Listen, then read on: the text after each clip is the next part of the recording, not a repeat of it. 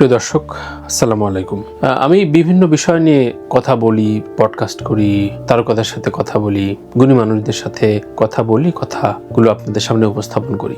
রাজনৈতিক বিশ্বাস বলতে যেটি বোঝায়, আমার আসলে বাংলাদেশে কোনো রাজনৈতিক দলের প্রতি পূর্ণ বিশ্বাস আমার হয়ে ওঠেনি। সত্যি বলছি, একদম সত্যি বলছি। আমি ভোট দিই আমার এলাকায় আমার প্রিয় মানুষটিকে, কোনো দল মার্কা এভাবে দেয়া হয়।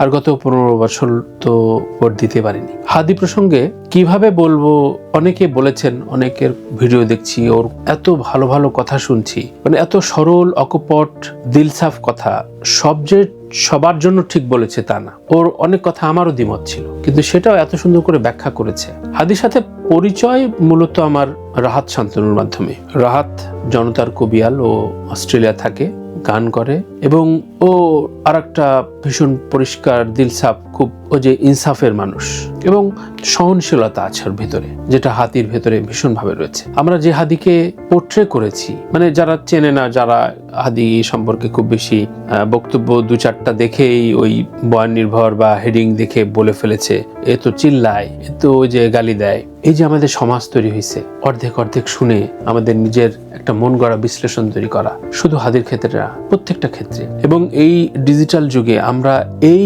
ব্যবস্থার কারণে, এই হেডিং তকমার কারণে, এই যে ছোট ছোট ন্যারেটিভ, ভুল ন্যারেটিভের কারণে আমাদের একে অপরের প্রতি ক্রোধ জন্মাচ্ছে। আপনাদের প্রতি অনুরোধ থাকবে, প্লিজ আমার কোনো কথাকে কোনো রাজনৈতিক ব্র্যাকেট বন্দি করেন না। একটা সাধারণ নাগরিক হিসাবে কথা বলছি। আমি অতটা সুনাগরিক হয়ে উঠতে পারিনি, খুব যে সবকিছু মেনটেন করি তা না। একজন সাধারণ নাগরিক হিসাবে যে কথাটা বলা দরকার, আমি সেই কথাটা বলছি। আর যেমন একটা পর্যায়ে চলে এসেছি, ধরেন আমরা কি, আমি হাদিকেও বলেছি আমার শোতে এসে, যে সাধারণ জনতা, আমাদের মতো যারা রাজনীতি বুঝে না, চর্চা করে না, কিন্তু ওই ছাত্র হত্যা বা এই যে রক্ত, এত কিছু, এইসব বিষয়গুলো নিয়ে মানতে পারে নাই, তাই সেটার বিরোধিতা করেছে, এবং এই মানবিক বিষয়ে সাপোর্ট দেওয়ার জন্য ট্যাগ লাগাই দিছে। হাদি সম্পর্কে আমি শুধু এটুকু বলতে চাই যে রাহাতের সাথে পরিচয়, এবং রাহাত লাল জুলাই নামে একটি গান করলো, মাবরুর রশিদ বান্না এটা পরিচালনা করেছে, এবং গানটা খুব বেশি চ্যানেলে ফিলার করে প্রচার করে নাই। তো আমি তখন লস অ্যাঞ্জেলেসে একটা কাজ করছি, একটা ফিল্ম ডিস্ট্রিবিউট হচ্ছে, একজন পরিচালক সহ ফিল্মের অন্যান্য লোকজন আসছে, ওইটার পিআর, কমিউনিকেশন, এসবের কাজগুলো করে থাকি, এবং সেগুলো করছি। তো আমি নিজেই বললাম যে না, রাহাত বললো যে এই গানটা শেয়ার দিন, দেখেন কিছু করা যায় কিনা। তো আমি বললাম যে তাহলে একটা অনলাইন শো করা যেতে পারে। আমি তখন হোটেলে, ওখানে সকাল, এবং হাদি বাংলাদেশে, বান্না বাংলাদেশে, আরেকজন নিউ ইয়র্ক থেকে লস অ্যাঞ্জেলেস সময় আবার আলাদা, 4 সময়ে, রাহাত অস্ট্রেলিয়ায়, 5 জন আমরা 4টা সময়ে, 4টা ভিন্ন ভিন্ন সময়ের প্রেক্ষিতে আমরা অনলাইনে বসলাম। লস অ্যাঞ্জেলেসের সকাল, তখন প্রায় 2 ঘন্টা আমাদের আলাপ হলো। আলাপ হবার পর আমি ওসমান হাদি সম্পর্কে আগে থেকে অতটা জানা ছিল না, টুকটাক যেটুকু শুনেছি ওটা জানা বলে না, কিন্তু ওই ইন্টারভিউতে কয়েকটা স্লটে হাদি যে কথাগুলো বললো, মনে হলো এত সরল ভাবে অনেকের মনের কথা কিভাবে বলে দেয় এই ছেলেটা। তো শোটা শেষ হলো। শোটা শেষ হওয়ার পর, যেহেতু আমি পলিটিক্যাল শো প্রায় 1-1.5 বছর ধরে করছি অনলাইনে একটা টিভি স্টেশনের জন্য, এবং সে কারণে অনেকের সাথে যোগাযোগ হয়, হোয়াটসঅ্যাপে মেসেজ দেয়, আমিও যোগাযোগ করি শোর গেস্ট নেওয়ার জন্য, সময় শিডিউল চাওয়ার জন্য। তো হাদিকে কেন নেওয়া হলো, এবং এইটা নিয়ে কেন এসব, মানে ও তো জঙ্গি, অমুক তমুক ইত্যাদি নানান কথা 3 কি 4 জন বললেন। তারা সুশীল, তারা আবার কোনো দলের নেতা না। আমি খুবই অবাক হইলাম যে আমি যে 2 ঘন্টা কথা শুনছি, কথা বললাম ওর সাথে, অনলাইনে দেখাও হয়নি। তখন আমি আমার মতো করে প্রশ্ন করেছি, একটা গান প্রকাশ, আমাদের কালচারাল ন্যারেটিভ, আমাদের সংস্কৃতির অবস্থা, কি অবস্থা, এইসব নিয়ে কথা বলেছি। কখনো কোনো বিষয়ে, মানে এক্সট্রিমিস্ট তো বোঝা যায় যে তার মনস্তত্ত্ব, কথাতে এটুকু বোধ তো রয়েছে যে কার ভেতরে উগ্রবাদ রয়েছে, মানে আমার মতবাদ ছাড়া আমি কাউকে সহ্য করতে পারবো না। মানে আমি জ্যাকেট পরছি, কারণ এটা ইংলিশ জ্যাকেট, তো বোঝা যায় তো, কিন্তু ওর ভিতরে যে পরিমাণ সহনশীলতা দেখেছি, সত্যিকার অর্থে অনেকের ভেতরে দেখিনি। তো আমি বললাম যে এটা আমি চিনতাম না, অনুরোধে করছি, কিন্তু আমার ভালো লেগেছে ওর কথাবার্তাগুলো, আপনি কেন কিভাবে বলছেন না, ওর ব্যাকগ্রাউন্ড চেক করে না, মুক্ত ইত্যাদি। তো যেটা হয় যে কারো সম্পর্কে না, মানে ভালো দেখার পর যখন মানুষ বাড়ি থেকে বলে, তখন তার প্রতি আগ্রহ হয়। এটা আমার ক্ষেত্রে হয়েছে, মানে আমার সাথে অনেকে আসতে চায় নাই, অনেকে বলেছে ওর সাথে যায় না, মানে শোবিজ সেলিব্রিটির কথা বলছি। তো অনেক তারকাকে বলার পর ওইসব তারকা আবার আমার প্রতি বেশি কৌতূহলী হয়ে আমার সাথে এসছেন, এবং আসার পর ভুল ভাঙছে। তো আমারও মনে হলো যে আমার হাদির সাথে একটা শো করতে হবে। মানে একটা ছেলেকে আমি 2 ঘন্টা কথা বললাম, কোন রকম মানে বিনয় সুলভ এবং ওর তাত্ত্বিক কথাবার্তা, ওর জানাশোনা, ওর মেধাদীপ্ততা এত ভালো লাগলো।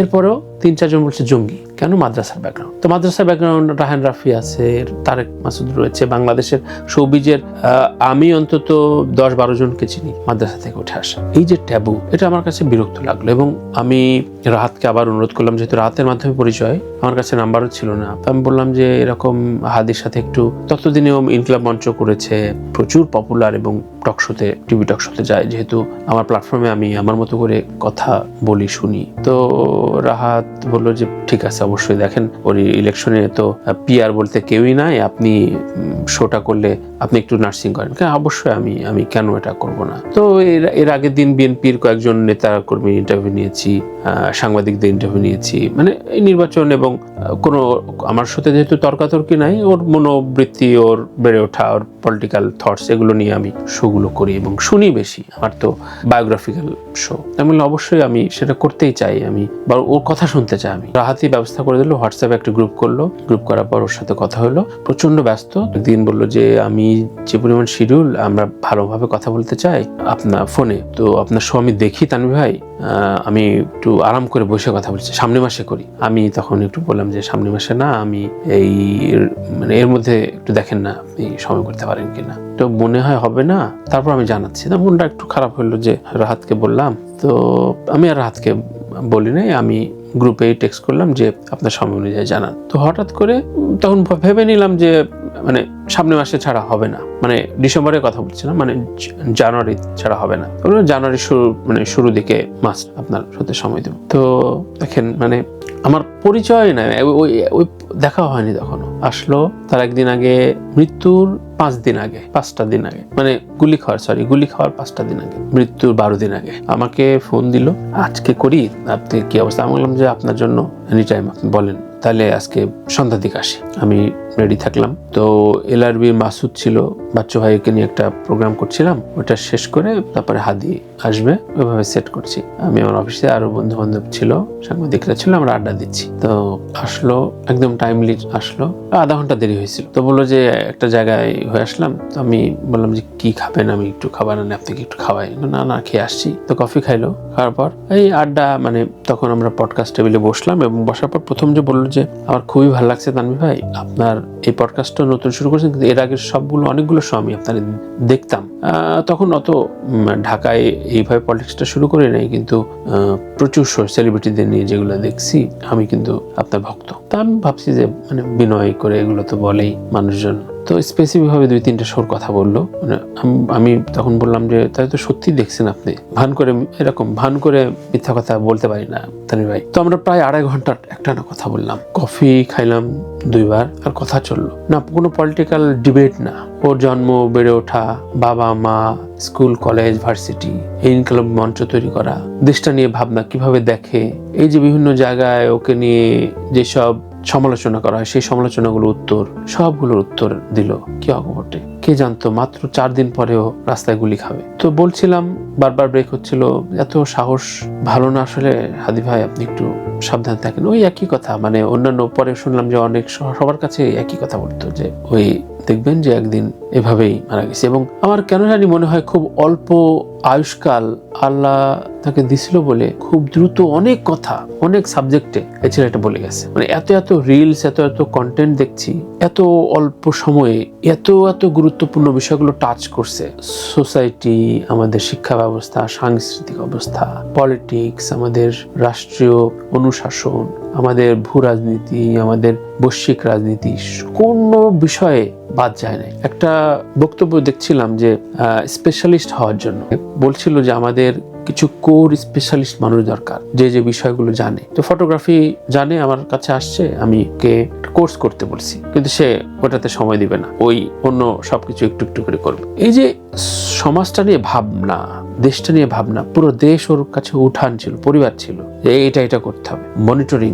আমি বিশ্বাস করবেন কিনা জানি না, এখন অনেকেই তো কথা বলছে আমি পরে গুনে দেখলাম যে এরপর টিভি টক শোতে একটাতে গেছিল মেবি, সো একদম লাস্ট শোটা আমার সাথে করে গেল। এবং ওই যে প্রায় 2.5 ঘন্টা কথা বললাম, তার মতবাদ দিয়েছে, বিভিন্ন বিষয়ে প্রশ্ন করেছি। কখনো মনে হয়নি যে ও কারো ক্ষতি চায়, কিন্তু সমাজটাকে বিনির্মাণ করতে চায়। সমাজটাকে বিনির্মাণ করতে চায় তার কিছু ভাবনার দর্শন এবং নতুন আধুনিকায়ন।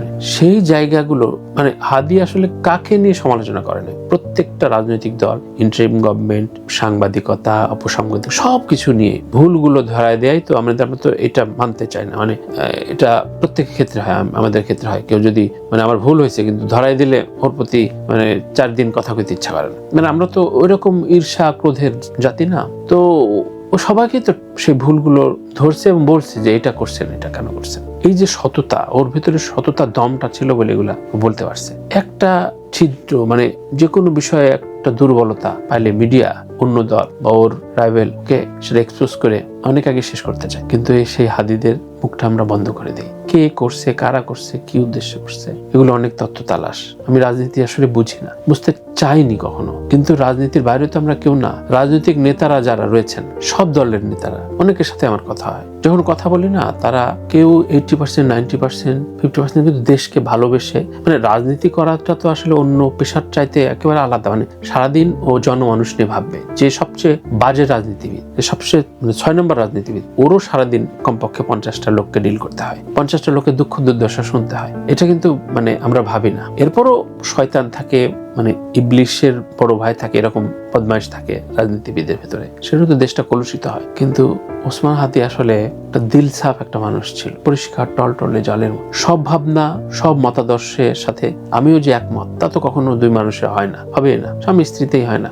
কিন্তু ওর ভাবনাগুলোই আপনি শ্রদ্ধা বা মনোনিবেশ না করে পারবেন না। এই মানুষটারে নাই করে দিলেন। এই মানুষটারে যে নাই করছে, সত্যিকার অর্থে আল্লাহর যে কার্মা আছে না, যে নাই করছে তার প্রতিফল সে পাবেই। মানে আমি একেবারে সেন্ট বলছি, ফেরেশতা বলছি না। কোনো মানুষের ভুল হয় না, ওর ভুল নাই, পাপ করে নাই, এটা বলছি না। আমার তো কথা হয়েছে মাত্র সব মিলে 4.5 ঘন্টা, অনলাইনে অফলাইনে। কিন্তু কত মানুষ যে কান্না করছে আমার এই যে কন্টেন্ট গুলো দেখে, আমাকে ইনবক্স করছে, ভাই আপনার এই ওই অমুক রিলসটা দেখে কাঁদলাম ছেলেটার জন্য। এরকম অচেনা মানুষ, অচেনা দেশে, দেশের বাইরে অনেক আধুনিক মানুষ। এখানে হাদির জয়, হাদিদের জয়। হাদিদের বলাটা খুব কঠিন, আসলে এটা মুশকিল। অনেক হাদি জন্মাবে। এই মনস্তত্ব নিয়ে ক্রোধের রাজনীতি, ক্রোধের সমাজ ব্যবস্থা কখনো কিছু ভালো কিছু দেয় না। আমরা সহনশীল, শ্রদ্ধাশীল, একে অপরের প্রতি প্রচুর সমালোচনা করব, কিন্তু তাকে শেষ করে ফেলে দেওয়ার ভাবনা থেকে সরে আসতে হবে আমাদের। অনেক হলো 55 বছরে এই দেশটা নিয়ে, এই দেশ থেকে কতজন চলে গেছে বিভিন্ন দেশে, কত মেধাবী মানুষ। আমিও যাই ফিরে আসছি,